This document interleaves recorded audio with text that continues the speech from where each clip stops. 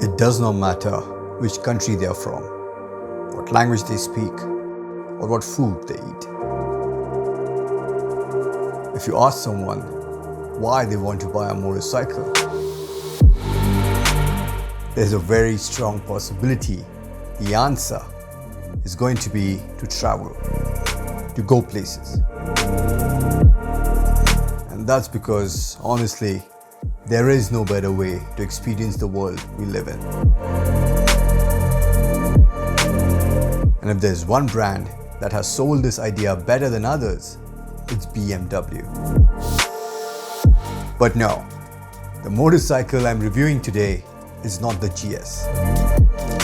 This is the F900XR, the most accessible, most affordable big capacity adventure motorcycle from BMW Motorrad India. And I'm curious to see how capable this is and how far we can take this up on our globe trotting dream.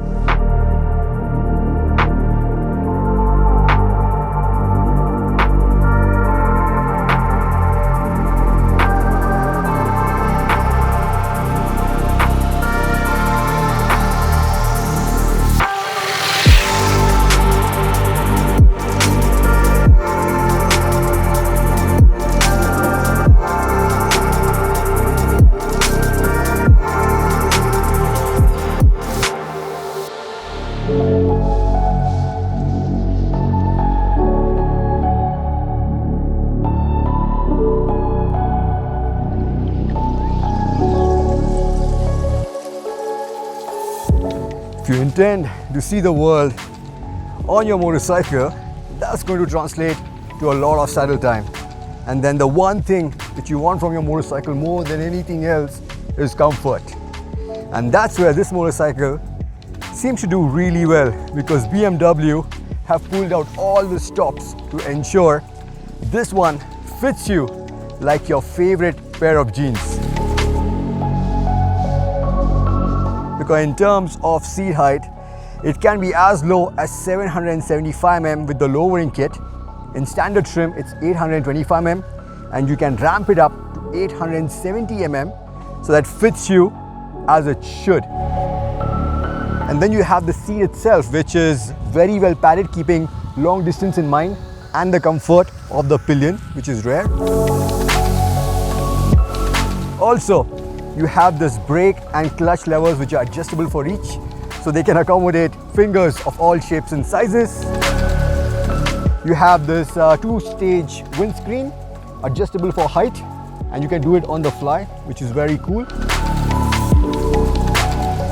And if you're riding the Pro variant like I am, you also get electronic rear suspension, which allows you to set up the preload for yourself, your partner, as well as your luggage at the click of a button. How cool is that? And not just that, in the dynamic mode, the suspension will also automatically change the damping to match the road surface to make the most of this 172 mm of travel for the rear suspension to give you the best possible ride quality.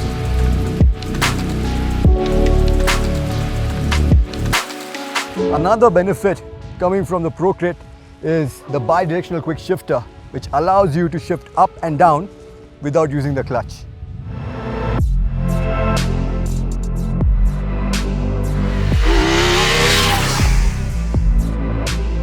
What also makes it very comfortable for you to get along with the XR the minute you start rolling is the fact that BMW have truly mastered the art of perfect weight distribution. Because just like on the GS, the XR loses a big chunk of its 219 kg curb weight the minute it sets rolling. It is very quick on its feet and also makes short work of slicing through traffic.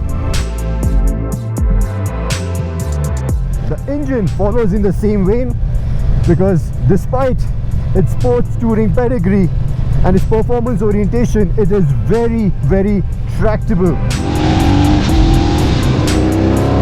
Its It's an 895cc parallel twin which pumps out 92 Newton meters of torque, 87 of which are available from just 4,500 RPM, which allows you to blast through anything without needing to downshift. And it is this ability to be able to ride in a gear or two higher also helps you bypass the vibes which creep in at about 4,500 RPM in the lower gears.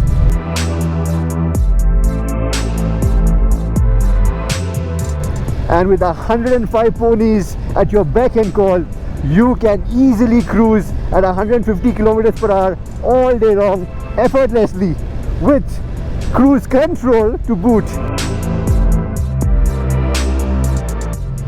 Cruising speeds which you can do also having good faith in the strong braking system of the twin 320mm disc, which are mated to 4-piston radial calipers, and of course the grip from the Michelin Road 5 tires.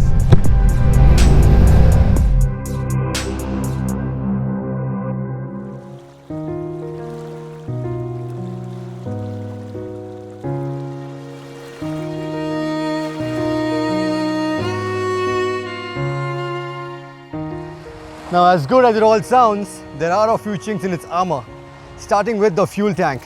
It's only 15.5 liters, so you can expect a range of about 210 to 220 kilometers between fuel stops, which is not the best for touring.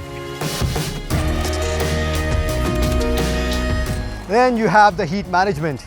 So you have these two radiator fans which kick in about when the engine is hovering around the 90-degree mark.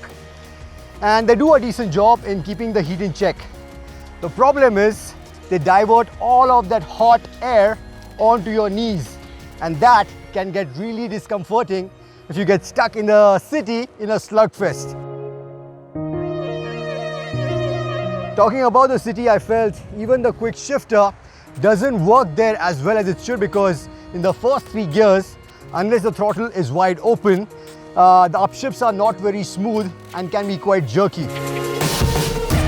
On the freeway, I felt the windscreen can be a little bit taller, because in this taller setting, the higher setting, it diverts all the wind onto your helmet and can cause a lot of buffeting.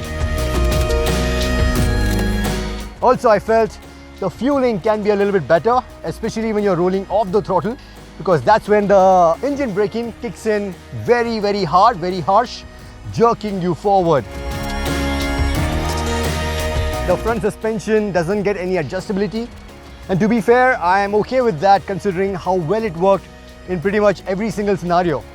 Heck, I can also live with the fact that this Indian spec version doesn't get cornering lights, which was the main talking point of this motorcycle when it was launched overseas.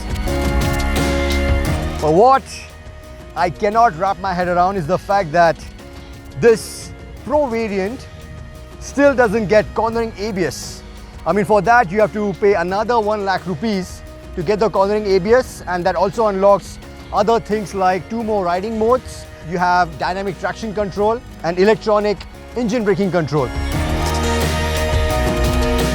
And that also pushes the price tag to almost 13.4 lakhs, which I feel is a big jump from the 10.95 tempting price tag of the base model. But if you think about it, this base model, like as long as you are okay with adjusting the preload as well as the rebound on the rear shock using the tools the old-fashioned way, and also not a big tech junkie and can do without all the electronic bells and whistles, I think the F900XR makes for a fantastic companion to explore the world, and still provides a true blue BMW experience on a budget.